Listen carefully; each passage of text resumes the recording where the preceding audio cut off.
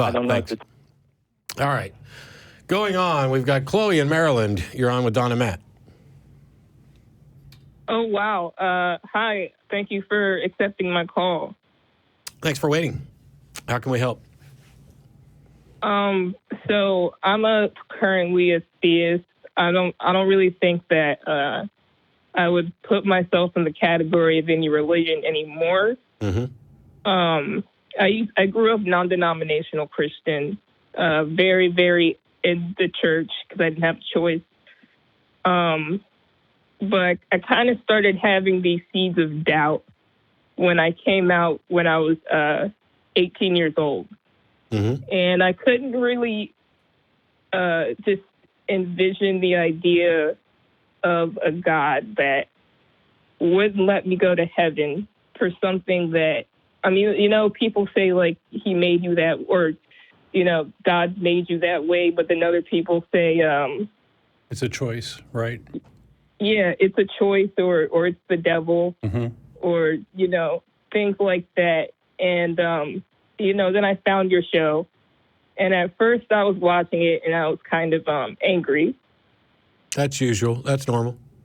But yeah, we're like class. didn't- We're tearing shit down. yeah, I kind of, you know, felt like the reason why I was angry is because I was being challenged. Yeah. And It's a healthy thing ultimately, right?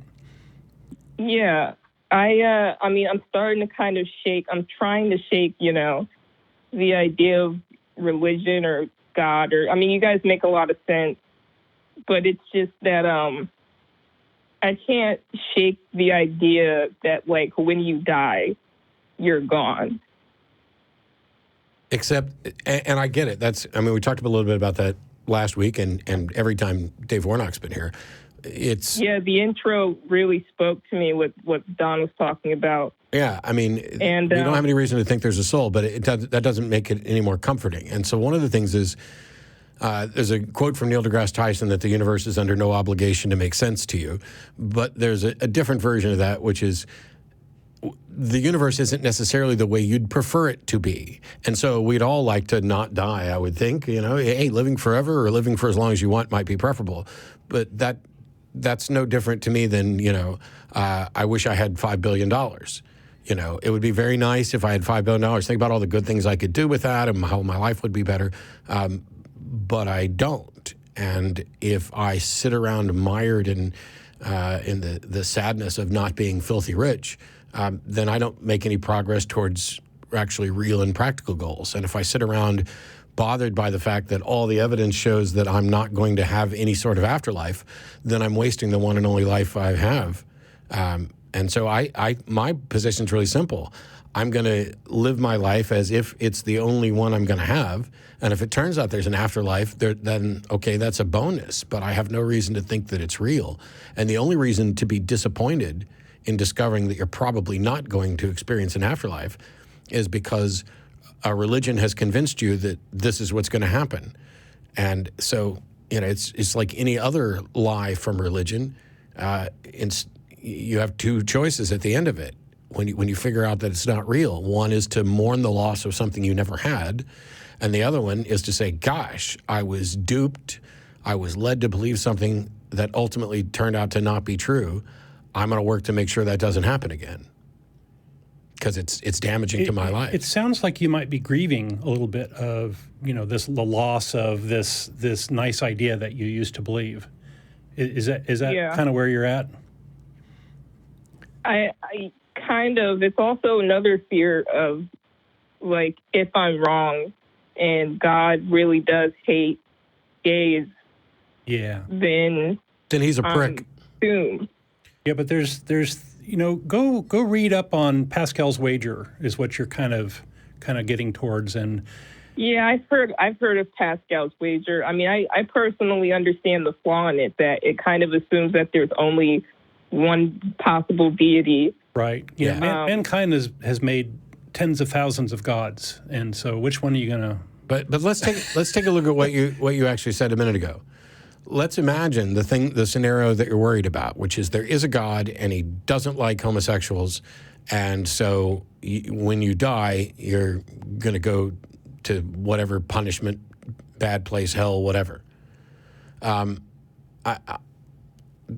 me, it's like saying, yeah, there's a bunch of people on this planet who don't like homosexuals. Well, I don't want to hang out with those people. And if I found out I wasn't invited to the KKK's party, I'm not going to be sad that I don't have to go hang out with a bunch of racist bigots. And the God of the Bible, your morality is very likely much better than the God of the Bible, and you don't need to kowtow to that piece of shit. The problem, Chloe, is that there's no easy answer for this, and it's there's just various ways for us to tell you, try to make sure you're worrying about things that you can actually, do something about. Because I have no way of knowing what happens after I'm dead. I have no way of knowing what I can or can't do about it.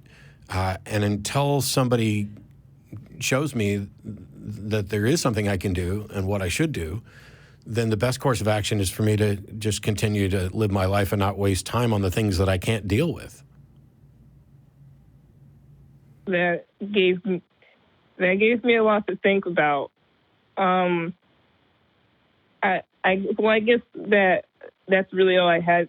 I just want to really thank you guys, because whether people watch your show and be angry or whatever, you guys are really doing something useful. I feel like that just what you guys say really plants seeds in people's minds. So I really appreciate you taking my call. I appreciate your call. Thanks so much, Clay.